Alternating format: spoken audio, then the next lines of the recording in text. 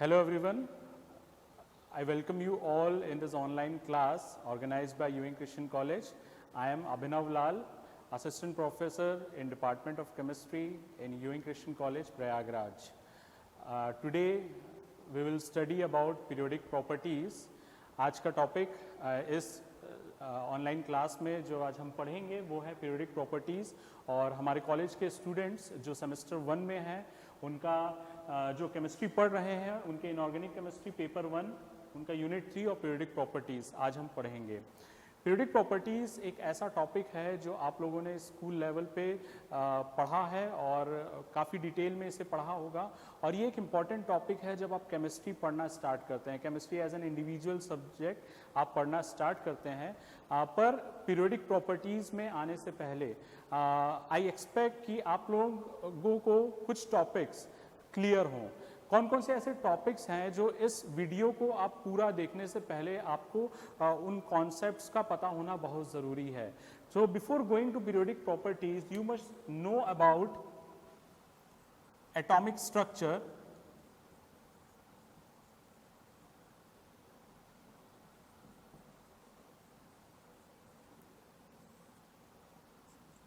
this is always the first topic when we start studying about chemistry। और आपके इस syllabus में भी सेमेस्टर 1 के केमिस्ट्री सिलेबस में भी यूनिट 1 आपका एटॉमिक स्ट्रक्चर है। इस पर्टिकुलर टॉपिक में आपको पता होना चाहिए कि एटम का क्या स्ट्रक्चर होता है, उस एटम के क्या क्या कंपोनेंट्स होते हैं। एक एटम जो है एक इंडिविजुअल एटम होता है उनमें कौन कौन से कंपोनेंट प्रेजेंट हैं और उनका अरेंजमेंट कैसा है, तो you should know about it. Second is electronic configuration।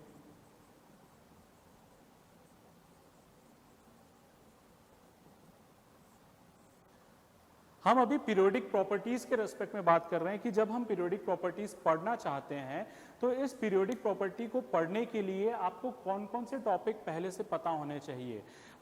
तो उसमें पहला एटॉमिक स्ट्रक्चर है, दूसरा इलेक्ट्रॉनिक कॉन्फ़िगरेशन है। And you know about electronic configuration कि किसी एटम पे 3 मेन कंपोनेंट्स होते हैं, neutrons, protons and electrons. And electrons are present outside the nucleus and protons and neutrons are present inside the nucleus. तो जो electron होते हैं क्योंकि वो न्यूक्लियस के बाहर प्रेजेंट होते हैं तो they actually participate in chemical reactions और इसीलिए किसी एटम पे इलेक्ट्रॉनिक कॉन्फ़िगरेशन कैसा होता है ये आपको पता होना बहुत ज़रूरी है। क्योंकि पीरियोडिक प्रॉपर्टीज़ जब हम पढ़ेंगे तो बहुत से ऐसे फैक्टर्स होंगे जहाँ पर इलेक्ट्रॉन का अरेंजमेंट आपको पता होना चाहिए कि इलेक्ट्रॉन का अरेंजमेंट कैसा है, उस हिसाब से फिर हम उस प्रॉपर्टी को समझेंगे। नेक्स्ट टॉपिक जो आपको पता होना चाहिए पीरियोडिक प्रॉपर्टीज पढ़ने के लिए, that is periodic table. You should know about modern periodic table. जो मॉडर्न पीरियोडिक टेबल है उनमें कौन कौन से एलिमेंट्स प्रेजेंट हैं, एलिमेंट्स का अरेंजमेंट कैसा है, किसी पीरियोडिक टेबल जो आपका पीरियोडिक टेबल है मॉडर्न पीरियोडिक टेबल आप उसको कैसे क्लासिफाई करते हैं, उनमें जो एलिमेंट्स अरेंज्ड हैं वो किस बेसिस पे अरेंज्ड हैं और जो अरेंजमेंट है वो कैसे हम वहाँ पर उनकी स्टडी करते हैं। तो अगर हम पीरियोडिक टेबल की बात करें तो यहाँ पर 3 चीज़ें, 3 पॉइंट्स के बेसिस पे हम इनको क्लासिफाई कर सकते हैं एलिमेंट्स को। They are groups, periods and blocks. तो ये आपको पता होना चाहिए कि पीरियोडिक टेबल में कितने ग्रुप्स होते हैं, कितने पीरियड्स होते हैं, कितने ब्लॉक्स होते हैं। So in short there are total 18 groups, 7 periods and 4 blocks। ये भी बहुत अच्छे से पीरियोडिक टेबल के बारे में आपको पता होना चाहिए क्योंकि आप इसी टेबल की स्टडी करने वाले हैं इस टॉपिक में पीरियोडिक प्रॉपर्टीज में। तो अगर आपको पीरियोडिक टेबल नहीं पता है और उनमें एलिमेंट्स कहाँ कहाँ अरेंज हैं, कौन सा एलिमेंट कहाँ प्रेजेंट है और किसके साथ प्रेजेंट है, किस ग्रुप में प्रेजेंट है, किस पीरियड में प्रेजेंट है, किस ब्लॉक में प्रेजेंट है, अगर आपको वो नहीं पता है तो पीरियोडिक प्रॉपर्टीज समझना आसान नहीं होगा। इसके अलावा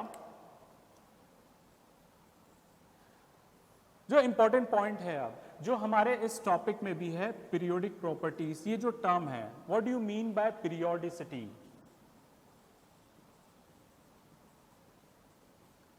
and what is the cause of periodicity.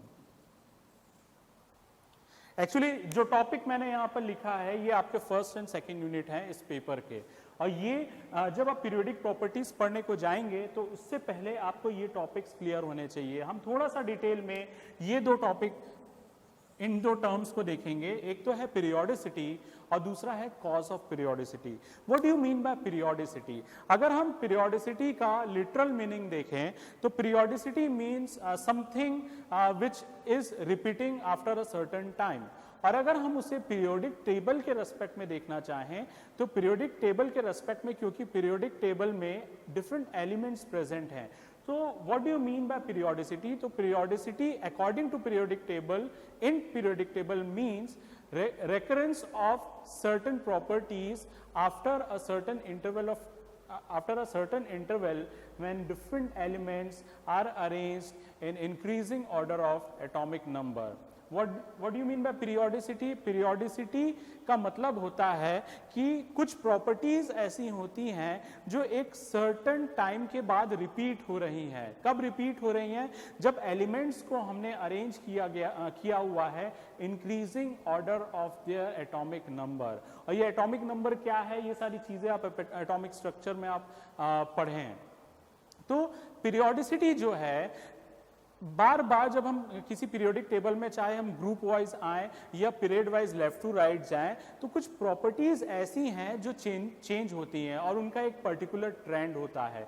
वही पीरियोडिसिटी होता है कि after a certain time certain properties repeat, and वो रिपीटेशन तभी हम देख सकते हैं जब एलिमेंट किसी एक पर्टिकुलर फॉर्म में अरेंज्ड हैं। और पीरियोडिक टेबल में वो किस तरीके से अरेंज्ड हैं? पीरियोडिक टेबल में सारे एलिमेंट्स अरेंज्ड हैं on the basis of increasing order of their atomic number. And now what is the cause of periodicity? तो अगर हम ये कह रहे हैं कि कुछ ऐसे प्रॉपर्टीज हैं जो after a certain time bar bar repeat हो रहे हैं, कि हम एक फर्स्ट एलिमेंट के पास गए, उसके बाद सेकंड गए, फिर थर्ड गए, फोर्थ गए, फिफ्थ गए, एक सर्टेन टाइम के बाद एक अगला एलिमेंट आता है जिसकी प्रॉपर्टी पहले वाले की जैसी होती है। तो एक सर्टेन टाइम के बाद प्रॉपर्टीज रिपीट हो रही हैं, that is periodicity. But now the question arises, what is the reason behind this periodicity? क्यों ये पीरियोडिसिटी हमको देखने मिल रहा है पीरियोडिक टेबल पे? तो उसका जो कॉज है वो है, उसका जो रीजन है वो है इलेक्ट्रॉनिक कॉन्फ़िगरेशन। और इलेक्ट्रॉनिक कॉन्फ़िगरेशन में भी इसका रीजन ये है कि हम ये देखते हैं कि जिन दो एलिमेंट्स या तीन एलिमेंट्स या चार एलिमेंट्स की प्रॉपर्टीज हमको सिमिलर दिख रही हैं, ऐसे एलिमेंट्स के जो आउटर इलेक्ट्रॉनिक कॉन्फ़िगरेशन होते हैं वो एक कॉमन ट्रेंड में होते हैं, एक जनरल इलेक्ट्रॉनिक कॉन्फ़िगरेशन उनका होता है।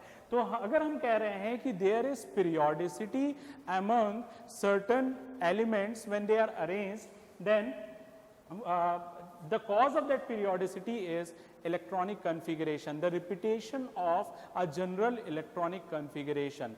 For example, अगर हम इसमें देखें ग्रुप 1 में, ये एग्जांपल हम बाद में भी करेंगे पर जस्ट एक एग्जांपल लेते हैं। ग्रुप 1 में लिविंग हाइड्रोजन हम स्टार्ट कर रहे हैं लिथियम से, लिथियम, सोडियम, पोटेशियम। तो अगर हम इनका इलेक्ट्रॉनिक कॉन्फ़िगरेशन देखें, इसका एटॉमिक नंबर 3 है, इसका एटॉमिक नंबर 11 है और इसका एटॉमिक नंबर 19 है। अगर हम इसका अभी केवल शेल लेवल इलेक्ट्रॉनिक कॉन्फ़िगरेशन देखें तो this is 2-1, this is 2-8-1 and this is 2-8-8-1.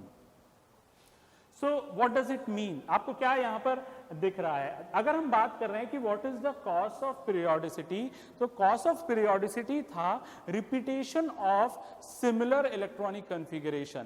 तो हम ये देख रहे हैं कि लिथियम का जो इलेक्ट्रॉनिक कॉन्फ़िगरेशन था 2-1, तो हम ये देख रहे हैं कि उसके आउटरमोस्ट शेल पे एक इलेक्ट्रॉन है। ये हमने अभी यहाँ पर शेल लेवल इलेक्ट्रॉनिक कॉन्फ़िगरेशन लिखा है, ऑर्बिटल लेवल और इलेक्ट्रॉनिक कॉन्फ़िगरेशन नहीं लिखा है। अभी हमको समझने के लिए इतना काफी है कि आउटरमोस्ट शेल में एक इलेक्ट्रॉन है। जब हम सोडियम पे आते हैं, सोडियम जो लिथियम के नीचे प्रेजेंट है पीरियोडिक टेबल में, तो उसका इलेक्ट्रॉनिक कॉन्फ़िगरेशन है 2-8-1। और हम यहाँ पर ये देखते हैं कि इसका जो तीसरा और आखिरी शेल है उसमें भी एक इलेक्ट्रॉन प्रेजेंट है। अगर हम सोडियम के नीचे आए पोटेशियम, पोटेशियम में यहां पे इसके भी आउटर मोस्ट शेल जो है, पर इसका आउटर मोस्ट शेल जो है वो 4th शेल है, पर उसमें भी कितने इलेक्ट्रॉन है? एक। तो हम क्या देख रहे हैं कि जब हम एक ग्रुप में ऊपर से नीचे आ रहे हैं तो शेल नंबर तो इंक्रीज हो रहा है, बट जो आउटर मोस्ट शेल में जो इलेक्ट्रॉन्स के नंबर हैं वो सिमिलर है। इनको हम बोलते हैं general electronic configuration. And we find that when we have arranged this elements in the periodic table, those elements which are present in a similar group, they have a common type of electronic configuration. और यही common जो electronic configuration है, it is the cause of periodicity. और इसी की basis पे हम different periodic properties देखते हैं। तो आई रिक्वेस्ट यू ऑल कि when you are studying about periodic properties, उसके पहले आपको ये सारे टॉपिक्स क्लियर होने चाहिए। अगर ये टॉपिक अगर आपको क्लियर नहीं है, एटम के बारे में नहीं पता कि एटम में क्या क्या प्रेजेंट होता है, तो बहुत सारी चीजें जब हम प्रॉपर्टीज डिस्कस करेंगे, प्रॉपर्टीज में फैक्टर्स डिस्कस करेंगे, तो वो चीजें सारी तरीके से क्लियर नहीं हो पाएंगी। इलेक्ट्रॉनिक कॉन्फ़िगरेशन कैसे किया जाता है, क्योंकि हमने यहाँ पे जैसे लिखा है शेल लेवल कॉन्फ़िगरेशन लिखा है, तो क्यों पहले शेल पे हमने केवल 2 इलेक्ट्रॉन लिए हैं, क्यों सेकंड शेल पे हमने केवल 8 लिए, 8 से ज्यादा नहीं लिया, तीसरे पे आ गए। तो ये सारी चीज आप इलेक्ट्रॉनिक कॉन्फ़िगरेशन में पढ़ेंगे। तो I request you all to study this topics before you go for periodic properties. Now अब अगला क्वेश्चन ये है, why to study periodic properties. हम ये टॉपिक क्यों पढ़ते हैं कि जब आप केमिस्ट्री पढ़ना स्टार्ट करते हैं as an individual subject chemistry, तो सबसे बेसिक जो केमिस्ट्री हम पढ़ते हैं वो हम स्टार्ट करते हैं एटॉमिक स्ट्रक्चर और पीरियोडिक टेबल से, और उसके बाद हम पीरियोडिक प्रॉपर्टीज पढ़ते हैं। हम केमिस्ट्री के बाकी टॉपिक्स को पढ़ने से पहले ये सारी चीजें क्यों पढ़ते हैं? Why we should know about periodic properties, what is the need? तो पीरियोडिक प्रॉपर्टीज पढ़ने का सबसे पहला जो इंपॉर्टेंस है या रीजन जो है वो ये है, बाय पीरियोडिक प्रॉपर्टीज हम किसी भी एटम के नेचर और उसके बिहेवियर के बारे में बता सकते हैं कि how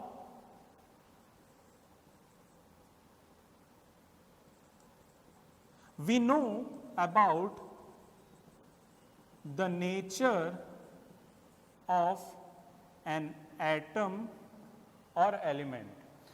after studying periodic properties हमें एक आइडिया मिल जाता है कि कोई एक जो एटम है, किसी भी एक एटम के बारे में अगर हम बात करें तो वो एटम उसका नेचर क्या है, किस टाइप का वो है। क्योंकि जब आप पीरियोडिक टेबल पढ़ते हैं तो आप वहां पे एक क्लासिफिकेशन भी पढ़ते हैं कि जितने भी एलिमेंट्स प्रेजेंट हैं उनको आप 3 टाइप में डिवाइड करते हैं on the basis of their type और nature. They are metals, non metals and metalloids. तो पीरियोडिक प्रॉपर्टीज से आपको जो नेचर, जो उनका क्लासिफिकेशन हुआ है कि हम मेटल बोल रहे हैं तो मेटल क्यों कह रहे हैं, वो मेटालिक एक्चुअली एक नेचर है, तो वो नेचर ऑफ एटम हमको पता चलता है पीरियोडिक प्रॉपर्टीज से। दूसरा जो है, we know about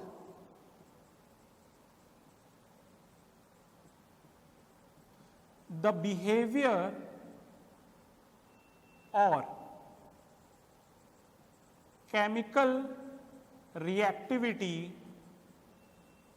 of the atom। एक चीज और हमें पता चलती है जब हम पीरियोडिक प्रॉपर्टीज पढ़ते हैं, डिफरेंट पीरियोडिक प्रॉपर्टीज, कि अगर हमको ये पता चल गया कि ये पर्टिकुलर एटम का नेचर मेटालिक है, तो उससे हम ये भी बता सकते हैं फिर कि वो कैसे रिएक्ट करेगा।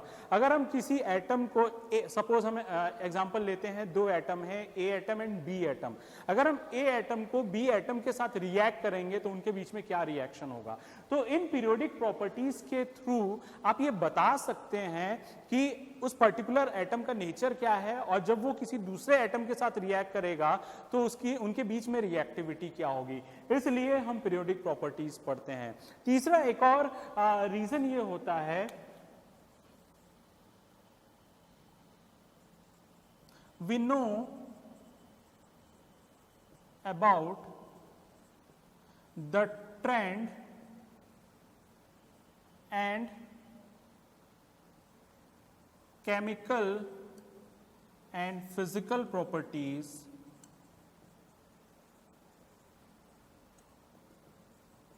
of atoms and molecules.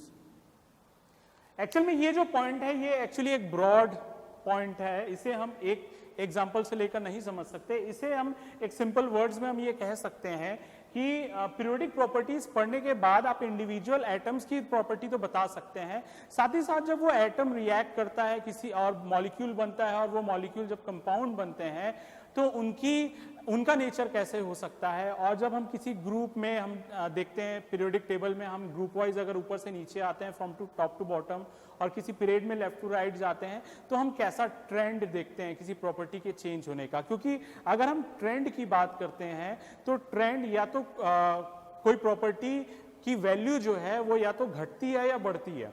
तो वो जो ट्रेंड है किसी ग्रुप में किसी प्रॉपर्टी की वैल्यू बढ़ रही है या घट रही है ये हमें पता चलता है। तो उससे आप पता लगा सकते हैं कि अगर मैं किसी ग्रुप में सबसे ऊपर वाला एटम और सबसे नीचे वाले एटम को कंपेयर करना चाहूं और किसी केमिकल रिएक्शन के लिए मुझे दोनों को कंपेयर करना है तो अगर आपको उस ग्रुप के पीरियोडिक प्रॉपर्टीज के बारे में पता है तो आपके लिए आसान हो जाएगा इन दोनों को कंपेयर करना। तो in broad way chemical and physical properties जो डिफरेंट केमिकल और फिजिकल प्रॉपर्टीज होती हैं उनको आप डिटरमाइन कर सकते हैं या आप उनको आप एक्सप्लेन कर सकते हैं by periodic properties.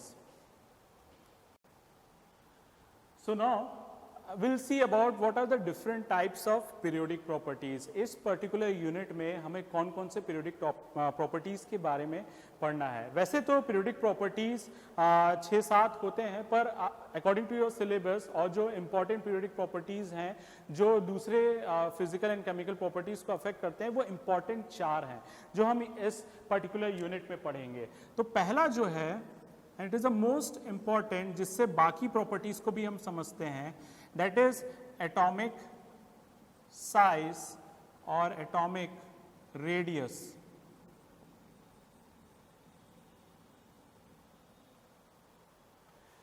As the name suggests यहाँ पर साइज की बात हो रही है तो इस पर्टिकुलर प्रॉपर्टी में हम किसी एटम के साइज के बारे में पढ़ते हैं या साइज के बारे में समझते हैं और कंपेयर करते हैं कि अगर हमारे पास सपोज 2 या 3 कोई एलिमेंट आपको दे दिया जाए और पूछा जाए साइज में कौन सबसे बड़ा है और कौन सबसे छोटा है तो आप कैसे एक्सप्लेन करेंगे। सपोज आपको पीरियोडिक टेबल नहीं पता है और रेंडमली आपको कोई 3 एलिमेंट दे दिए गए हैं। सपोज मैंने ले लिया हाइड्रोजन ले लिया, सोडियम ले लिया और रुबीडियम ले लिया और आपको पूछा जा रहा है कि इन तीनों में से किसकी साइज बड़ी और किसकी साइज छोटी है तो आप कैसे बताएंगे।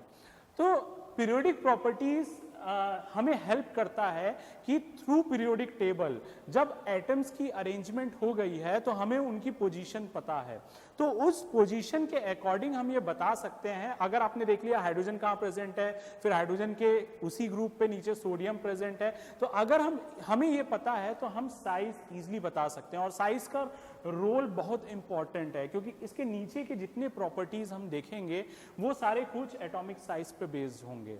इसीलिए जब हम पीरियोडिक प्रॉपर्टीज पढ़ते हैं तो सबसे पहली प्रॉपर्टी हमको पढ़नी होती है एटॉमिक साइज क्योंकि इस एटॉमिक साइज के बेसिस पे हम बाकी प्रॉपर्टीज को भी डिटरमाइन कर सकते हैं या एक्सप्लेन कर सकते हैं। सेकंड प्रॉपर्टी जो हम पढ़ेंगे वो है आयोनाइजेशन पोटेंशियल। इन शॉर्ट हम इसको आईपी कहते हैं। कहीं कहीं पे किसी बुक पर आयनाइजेशन एनर्जी भी लिखा हुआ है, सेम है वो आयनाइजेशन पोटेंशियल या आयनाइजेशन एनर्जी। इट इज हम डिटेल में अभी इस पे नहीं जाएंगे, हम इंडिविजुअली सबको डिटेल में पढ़ेंगे पर इतना बस बताना चाहते हैं आयनाइजेशन पोटेंशियल। तो यहाँ पर नाम में आयनाइजेशन एक टर्म आया है। एंड माय डियर स्टूडेंट्स एक चीज मैं आप लोगों से कहना चाहता हूँ इन केमिस्ट्री अगर आप किसी भी टॉपिक को पढ़ रहे हैं तो सबसे पहला आपका फोकस होना चाहिए जो टॉपिक आप पढ़ रहे हैं उस टॉपिक में जो नाम है उसका मतलब क्या है। अगर आप उसके नाम को या जो टॉपिक है उसको अगर आप उसके लिटरल मीनिंग को समझना चाहेंगे तो नीचे की जो चीजें होती हैं वो आसानी से समझ में आती हैं। अगर आप यहाँ पर देखें आयनाइजेशन पोटेंशियल तो यहाँ पे आयनाइजेशन की बात हो रही है। आयनाइजेशन का मतलब क्या होता है किसी भी तरीके से कोई भी न्यूट्रल एटम जो है चार्ज्ड पार्टिकल में कन्वर्ट होगा। यहां पे पर्टिकुलरली बात होती है when an atom converts into a cation. किसी कटायन में जब कन्वर्ट हो रहा है तब वहां पर जो पोटेंशियल डिफरेंस की बात होती है दैट इज आयनाइजेशन पोटेंशियल। तो इस पर्टिकुलर टॉपिक में हम देखेंगे कि जब कोई एक एटम कैटायन में कन्वर्ट हो रहा है तो वहां जो एनर्जी चेंजेस आ रही हैं वो कैसे आ रही हैं और वो कैसे दूसरे फैक्टर्स को अफेक्ट करता है। तीसरी जो पीरियोडिक प्रॉपर्टी है वो है इलेक्ट्रॉन एफिनिटी।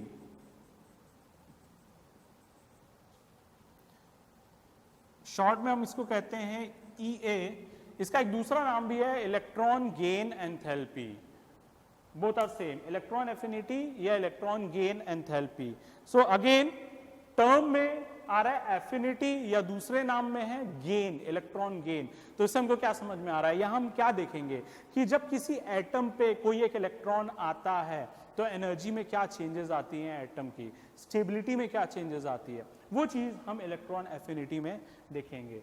और जो लास्ट जो पीरियोडिक प्रॉपर्टी जो हम इस यूनिट में पढ़ेंगे वो है electronegativity. Electronegativity. Now this is again related with electrons, attraction of electrons or attraction of electron pairs. कई बार इलेक्ट्रॉन एफिनिटी और इलेक्ट्रोनेगेटिविटी में कंफ्यूजन भी होता है, पर जब हम इनको डिटेल में पढ़ेंगे आप लोगों को वो चीजें क्लियर होंगी कि there is big difference between electron affinity and electronegativity. और जो चार प्रॉपर्टीज हम यहां पर देख रहे हैं, अगर हम इनमें कुछ सिमिलैरिटी और कुछ डिफरेंस देखें तो शुरू की जो तीन प्रॉपर्टीज हैं, atomic size, ionisation potential, electron affinity, इनको किसी भी ना किसी तरीके से हम मैथमेटिकली कैलकुलेट कर सकते हैं। पर जो इलेक्ट्रोनेगेटिविटी है, इलेक्ट्रोनेगेटिविटी एक्चुअली साइज और दूसरे प्रॉपर्टीज को कंबाइन करके एक थ्योरेटिकल अप्रोच की तरह है। हम एक थ्योरेटिकल कंपैरिजन करते हैं थ्रू इलेक्ट्रोनेगेटिविटी। दो there are certain mathematical equations जिससे हम इलेक्ट्रोनेगेटिविटी डिटरमाइन कर सकते हैं, बट इलेक्ट्रोनेगेटिविटी हम तब तक पता नहीं लगा सकते जब तक कोई एटम बॉन्ड ना बना लिया हो। तो there is some similarity also, some difference also, पर ये जो चार प्रॉपर्टीज हैं, ये चार पीरियोडिक प्रॉपर्टीज हमको इस पर्टिकुलर यूनिट में पढ़ना है। इनके अलावा और भी पीरियोडिक प्रॉपर्टीज होते हैं, जैसे मेटालिक कैरेक्टर होता है, नॉन मेटालिक कैरेक्टर होता है। वो एक्चुअल में इन प्रॉपर्टीज को पढ़ते समय हम उन प्रॉपर्टीज को भी डिस्कस कर लेंगे, पर जो चार इंपॉर्टेंट पीरियोडिक प्रॉपर्टीज हैं वो ये हैं, और इसे हम one by one in detail में पढ़ेंगे। So our first periodic property which we will discuss in detail is atomic size, and it is also known as atomic radius. First of all, atomic structure में आप लोगों ने एक atom के, आपने atom के बारे में पढ़ा होगा कि एटम का शेप कैसा होता है। और एटम जो होता है, कोई भी एटम हो, पीरियोडिक टेबल में अराउंड 118 एलिमेंट्स डिस्कवर हो चुके हैं, और किसी भी एलिमेंट की अगर हम बात करें तो हर एक एलिमेंट की अगर हम साइज की शेप की बात करते हैं तो सारे के सारे जो एटम्स होते हैं वो स्फेरिकल इन शेप होते हैं। So the atoms are spherical.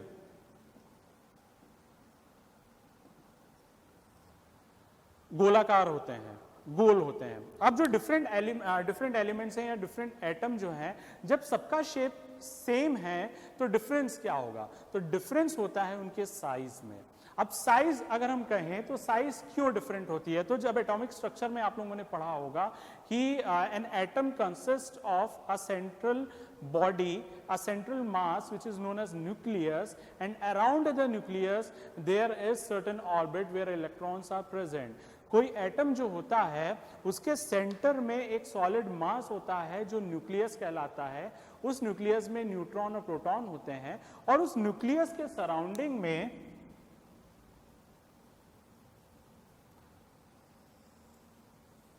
Different orbits होते हैं, उनमें इलेक्ट्रॉन्स प्रेजेंट होते हैं। तो ये एक जनरल शेप या स्ट्रक्चर है किसी एटम का, और ये आप लोगों ने एटॉमिक स्ट्रक्चर में डिटेल में पढ़ा होगा।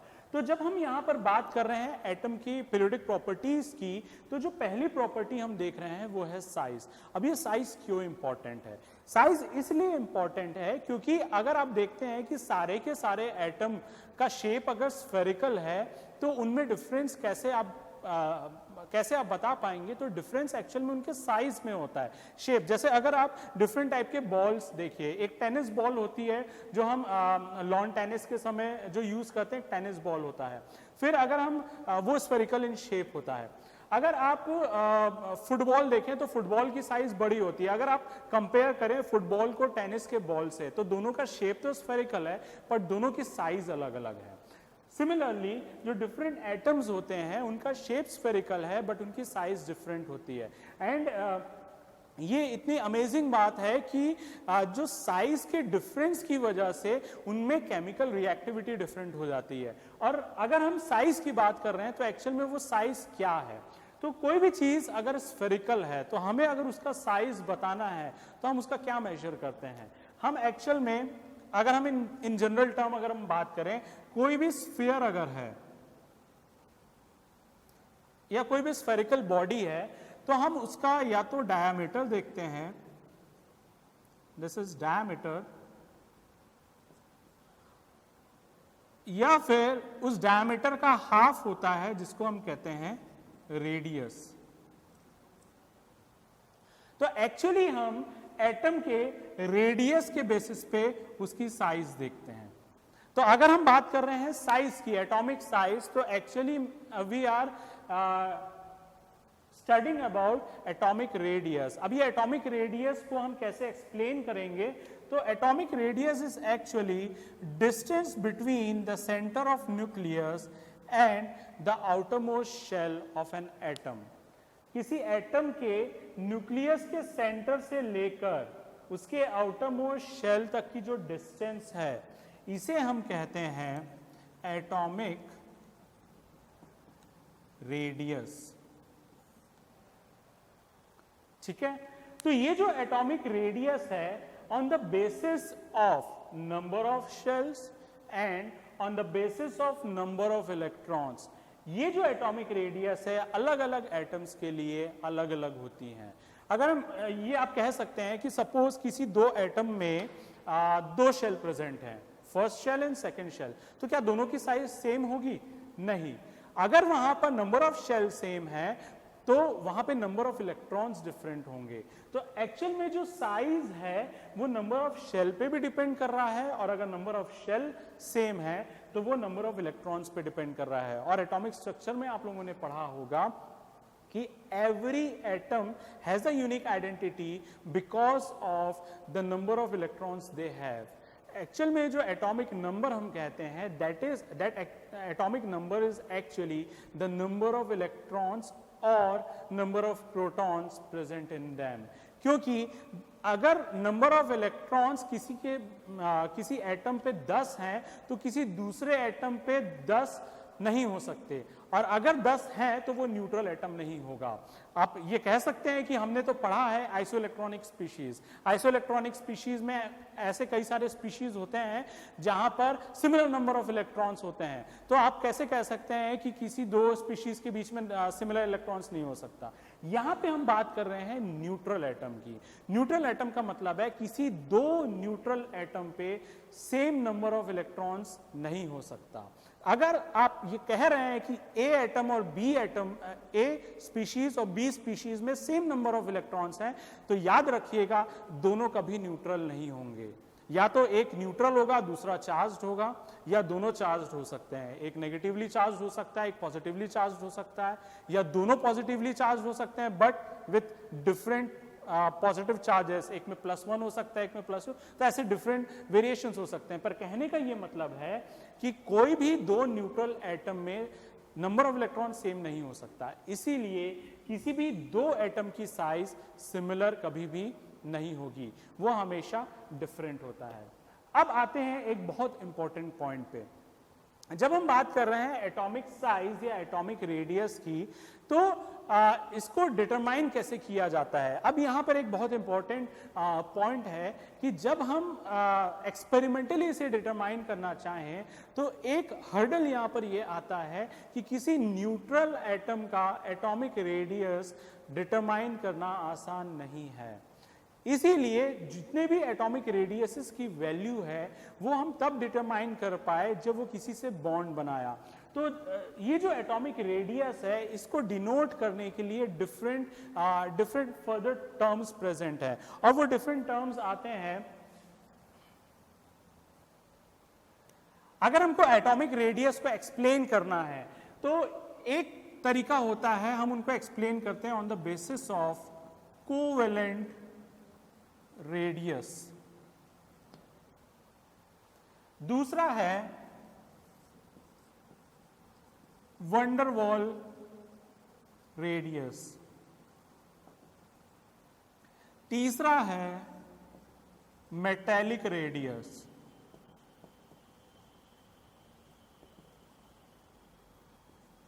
चौथा है आयनिक रेडियस। तो अगर आप यहां पर देखें तो जो आपका एटॉमिक रेडियस अगर आपको डिटरमाइन करना है तो उसको डिटरमाइन करने के लिए ये इंपॉर्टेंट है कि that atom should be present with some other atom, और अगर कोई एटम किसी दूसरे एटम के साथ प्रेजेंट है तो सबसे ज्यादा जो चांस होता है प्रेजेंट उनके अंदर होता है वो ये होता है कि वो किसी से बॉन्ड बना के प्रेजेंट है। आप लोगों ने पढ़ा होगा ऑक्टेट रूल के बारे में। ऑक्टेट रूल हमें ये बताता है कि कोई भी एटम तभी स्टेबल हो सकता है जब उसके आउटरमोस्ट शेल पे 8 इलेक्ट्रॉन प्रेजेंट होते हैं। Of course there are certain exceptions for octet rule also, जैसे आपके लिथियम हो गए, बेरिलियम हो गया, इनके लिए पॉसिबल नहीं है कि आउटरमोस्ट शेल पे 8 इलेक्ट्रॉन लेके आए, बट इसके बावजूद भी वो स्टेबल होते हैं। तो हम उस एक्सेप्शन के इस पे नहीं जा रहे। हमारा ऑक्टेट रूल को यहाँ पे लाने का रीजन ये है, ये समझना कि कोई भी एटम जो होता है वो एटॉमिक फॉर्म पे बहुत ज्यादा देर तक एग्जिस्ट नहीं करता। क्यों नहीं करता?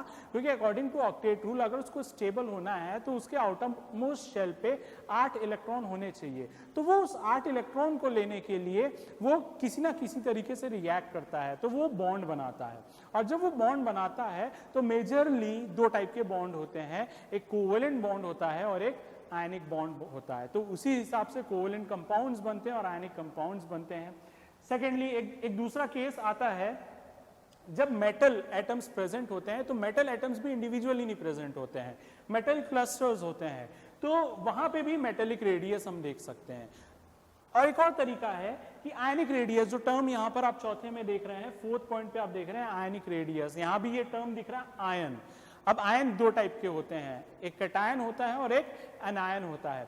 तो जो कैटायन है, कैटायन तब बनता है जब कोई एक न्यूट्रल एटम इलेक्ट्रॉन को लूज करता है, तब भी क्या होगा, क्योंकि हमने देखा स्टार्टिंग पे जब हमने डिस्कस किया एटॉमिक साइज के बारे में कि किसी एटम की जो साइज है वो 2 वजह से आ रही है। एक तो उसमें जितने नंबर ऑफ शेल्स प्रेजेंट है उसकी वजह से, और दूसरा उसमें जो number of electrons outermost shell में, स्पेशली आउटरमोस्ट शेल में प्रेजेंट है, उनकी वजह से। तो जब हम आयनिक रेडियस की बात कर रहे हैं और कैटायन और एनायन की बात कर रहे हैं, तो ऑब्वियसली जब एक न्यूट्रल एटम किसी कैटायन में कन्वर्ट होगा या कोई न्यूट्रल एटम किसी एनायन में कन्वर्ट होगा तो वहां पर साइज वेरी करेगा। तो वहां पे भी जब हम न्यूट्रल एटम की बात करेंगे तो एक एटॉमिक रेडियस की हम बात करते हैं, पर जब हम कैटायन और एनायन की बात करते हैं तो हम आयनिक रेडियस की बात करते हैं। तो अगर कैटायन बोलेंगे तो कैटायनिक रेडियस हो जाएगा, अगर एनायन की बात करेंगे तो एनायनिक रेडियस हो जाएगा। तो ये 4 तरीके के रेडियस हम यहां पर देखेंगे कि कैसे एक कोवेलेंट कंपाउंड अगर प्रेजेंट है तो उसमें हम कोवेलेंट रेडियस कैसे बता सकते हैं, और वो कोवेलेंट रेडियस एक्चुअल में बताएगा उस पर्टिकुलर एटम के रेडियस के बारे में। तो उस कोवेलेंट रेडियस से जो हम रेडियस की वैल्यू निकालेंगे, आप उसको कह सकते हैं कि सपोज कोई बॉन्ड बना हुआ है कार्बन और कार्बन के बीच में, क्योंकि कार्बन कार्बन के बीच में by sharing of electrons covalent bond बन सकता है। तो अगर कोवेलेंट बॉन्ड वहां बना हुआ है बाय ओवरलैपिंग ऑफ ऑर्बिटल्स, तो अगर हम कैलकुलेट कर सकते हैं कि covalent radius of carbon is suppose this picometer, तो अगर वो उतनी जो वैल्यू है तो आप ये कह सकते हैं कि वो जो कोवेलेंट रेडियस निकला है वही उसका एटॉमिक रेडियस भी है। तो इस पॉइंट को बताने का मेन रीजन ये है कि एटॉमिक रेडियस केवल आप इंडिविजुअल एटम को लेकर नहीं निकाल सकते। वो इसलिए नहीं निकाल सकते क्योंकि इंडिविजुअल आइसोलेटेड एटम होना आसान नहीं है। एक्सेप्शन है ग्रुप 18 एलिमेंट्स जो नोबल गैसेस हैं, जिनके ऑक्टेट कंप्लीट रहते हैं, they can be present as individual isolated atoms. But इसके अलावा बाकी जितने एटम्स प्रेजेंट हैं वो सारे क्या होते हैं, वो सारे अलग अलग प्रेजेंट होते हैं। वे सारे रिएक्ट करके प्रेजेंट होते हैं किसी मॉलिक्यूल के फॉर्म में। तो अगर हमें उनका एटॉमिक रेडियस डिटरमाइन करना होता है तो हम क्या डिटरमाइन करते हैं, इन चारों में से कोई एक चीज डिटरमाइन करते हैं। अगर वो कोवेलेंट बॉन्ड बना के प्रेजेंट है तो कोवेलेंट रेडियस डिटरमाइन करेंगे। अगर आयनिक बॉन्ड बना के प्रेजेंट है तो हम आयनिक रेडियस कैलकुलेट करके हम बता सकते हैं कि उस पर्टिकुलर एटम का या आयन का रेडियस क्या होगा।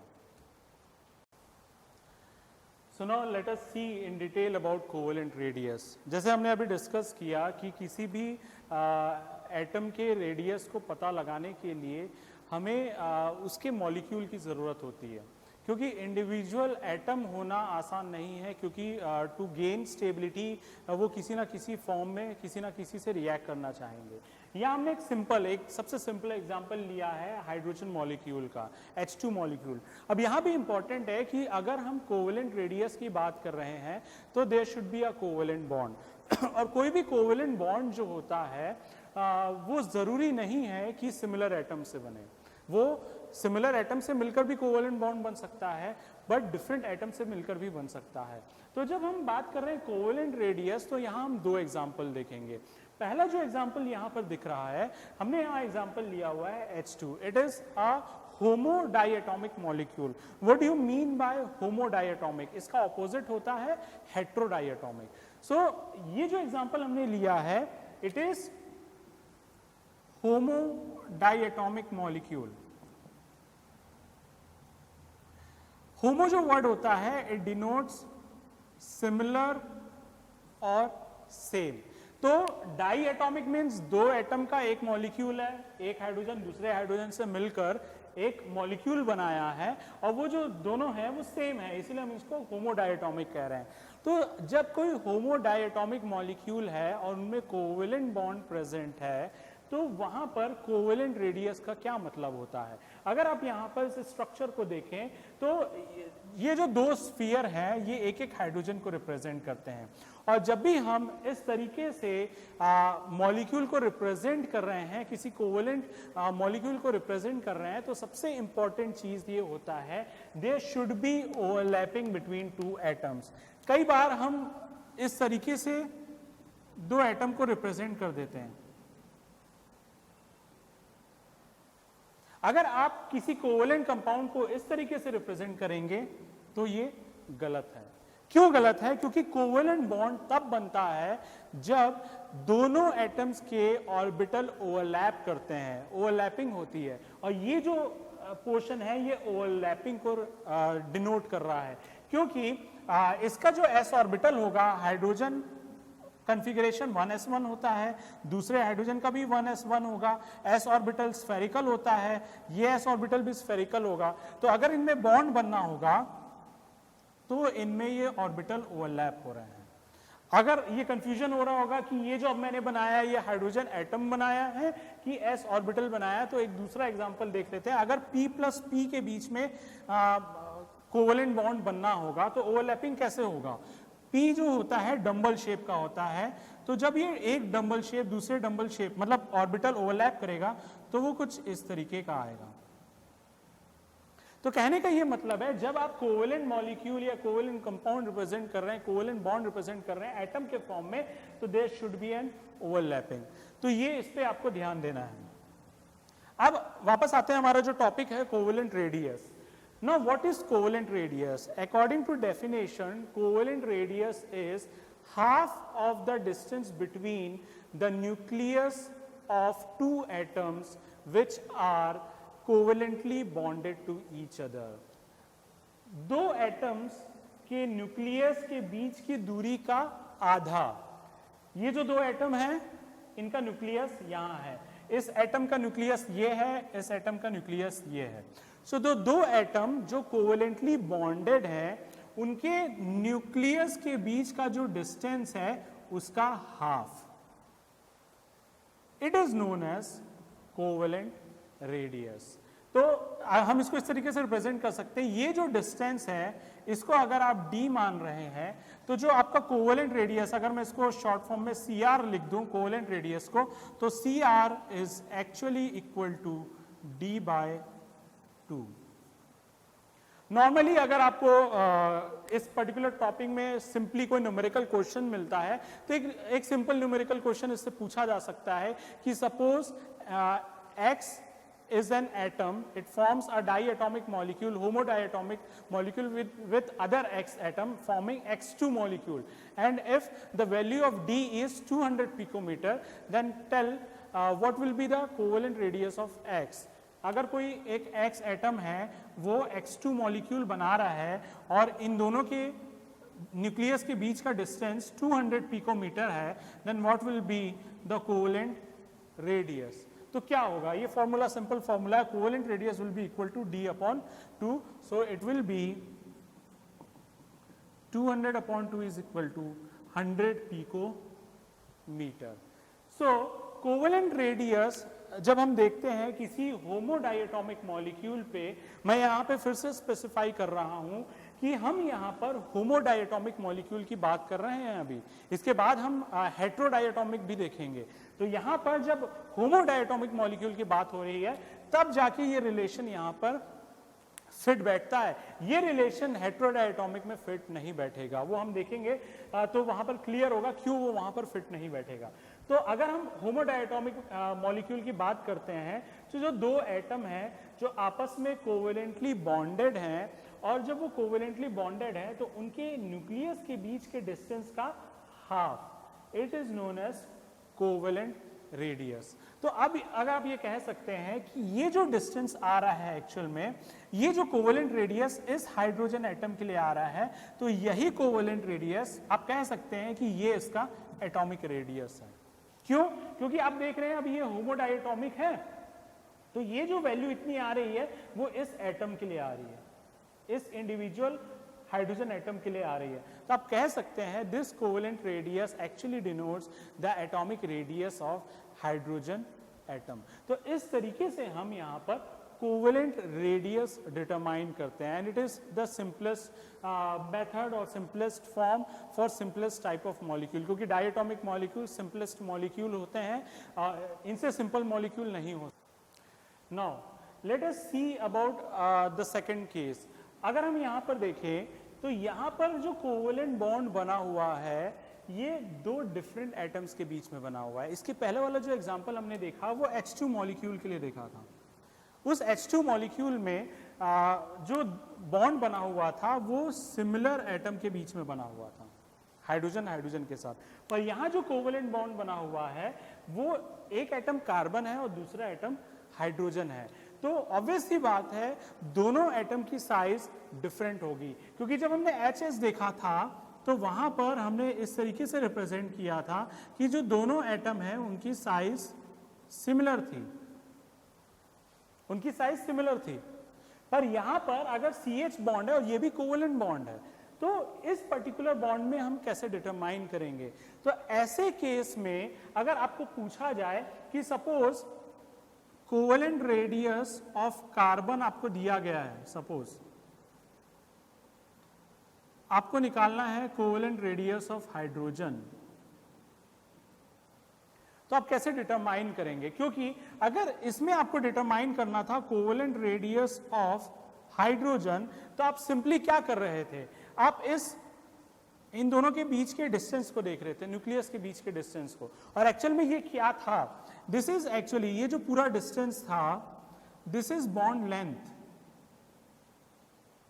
क्योंकि जब कोवेलेंट बॉन्ड बनता है तो दो एटम के न्यूक्लियस के बीच का जो डिस्टेंस है that is known as bond length. तो जब होमोडायटोमिक केस था तो हम सिंपली क्या करते थे, बॉन्ड लेंथ का जो आधा होता था वो कोवेलेंट रेडियस ऑफ हाइड्रोजन हम कह देते थे, या जो भी सिमिलर एटम्स हैं। पर इस केस में हम ये जो आपका बॉन्ड लेंथ है, ये जो आपका बॉन्ड लेंथ है, सपोज हम इसको डी से डिनोट कर रहे हैं, तो आप ये डी के हाफ नहीं कर सकते। क्यों नहीं कर सकते?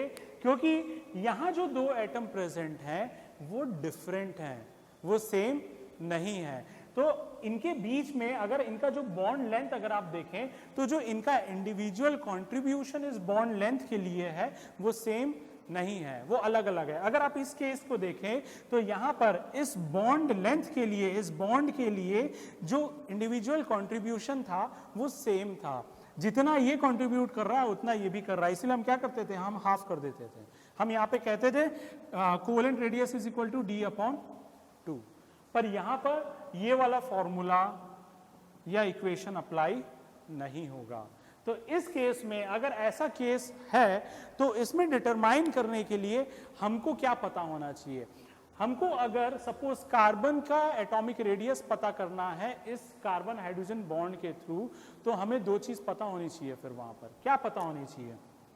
सपोज हमको क्वेश्चन है कि what is the covalent radius of hydrogen if covalent radius of carbon is 0.77 angstrom और जो बॉन्ड लेंथ है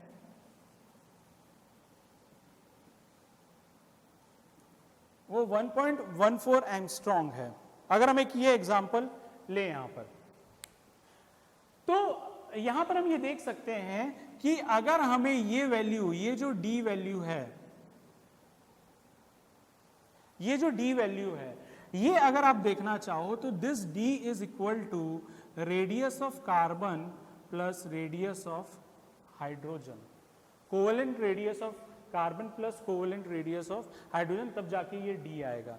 इस केस में क्या था, क्योंकि दोनों का रेडियस सेम था, सिमिलर एटम होने की वजह से, तो हम सिंपली कह सकते थे कि यहां पे भी वही होता, covalent radius of hydrogen plus covalent radius of hydrogen. तो क्योंकि ये दोनों सेम था इसलिए डिवाइडेड बाय 2 हो गया था, क्योंकि ये होता है D is equal to 2RH, सो RH is equal to D by 2।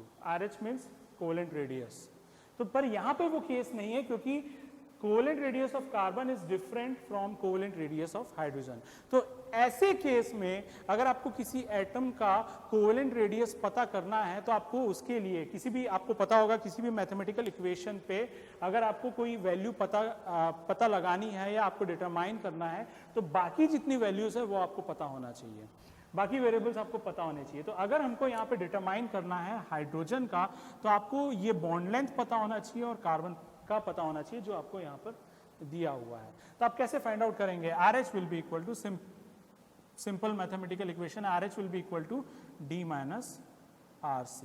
तो ये आएगा, D आपको दिया हुआ है 1.14 minus 0.77, this will come around 0.37 angstrom. तो इस तरीके से आप डिटरमाइन कर पाएंगे covalent radii of any of the atoms present in a covalent bond with different atom. तो दो केस हमने कोवेलेंट रेडियस के लिए देखा, और ये बहुत इंपॉर्टेंट है कि जब कोवेलेंट बॉन्ड बनता है तो या तो वो सिमिलर एटम से बनता है या डिफरेंट एटम से बनता है, और मेजरली वो डिफरेंट एटम से ही बनता है, क्योंकि जब हम केवल डाइएटॉमिक मॉलिक्यूल की बात करते हैं तो वहां तो सिमिलर एटम्स बन सकते हैं, पर जब हम किसी कंपाउंड की बात करें, जैसे ऑर्गेनिक कंपाउंड्स आप पढ़ते हैं तो ऑर्गेनिक कंपाउंड्स में कई सारे कार्बन कार्बन बॉन्ड होते हैं, कई सारे कार्बन हाइड्रोजन बॉन्ड होते हैं, और वो सारे बॉन्ड जो होते हैं सारे के सारे कोवेलेंट होते हैं। तो हर एक का अगर आप इंडिविजुअल बॉन्ड देखो तो सबका अपना एक बॉन्ड लेंथ है, और उस बॉन्ड लेंथ में कार्बन का एक अपना कंट्रीब्यूशन है, हाइड्रोजन का अपना एक कंट्रीब्यूशन है। तो अगर आप किसी भी रैंडमली किसी भी कंपाउंड से या किसी मॉलिक्यूल से किसी एक बॉन्ड को ले लें और आपको ये बोला जाए कि सपोज ये कार्बन हाइड्रोजन बॉन्ड है, इससे आप हमको बताइए कि हाइड्रोजन का कोवेलेंट रेडियस क्या होगा। तो हाइड्रोजन का कोवेलेंट रेडियस पता करने के लिए आपके पास दो वैल्यूज होनी बहुत जरूरी है, एक आपको कार्बन का पता होना बहुत जरूरी है, और दूसरा उनके बीच का जो बॉन्ड लेंथ है वो पता होना जरूरी है, तभी आप बता पाएंगे कि हाइड्रोजन का क्या है। अगर आपके पास ऐसा कोई कोवेलेंट बॉन्ड है जिनमें केवल आपको बॉन्ड लेंथ पता है, बट जो दो एटम प्रेजेंट है दोनों में से किसी की रेडियस नहीं पता, और वो अगर हेट्रो एटम्स हैं, हेट्रो मीन्स डिफरेंट एटम्स हैं, तो आप किसी एक का नहीं निकाल सकते। किसी एक का निकालने के लिए दूसरे का रेडियस होना बहुत ज़रूरी है for hetero atoms, covalent bond form between hetero atoms या different atoms. So this was all about the introduction of periodic properties, and today we have learned the introduction of periodic properties, and we have started with atomic size or atomic radius, and in atomic radius we have studied upon how can you determine covalent radius in the two different cases. In our next class we will study about the different factors which affect the covalent radius. Thank you.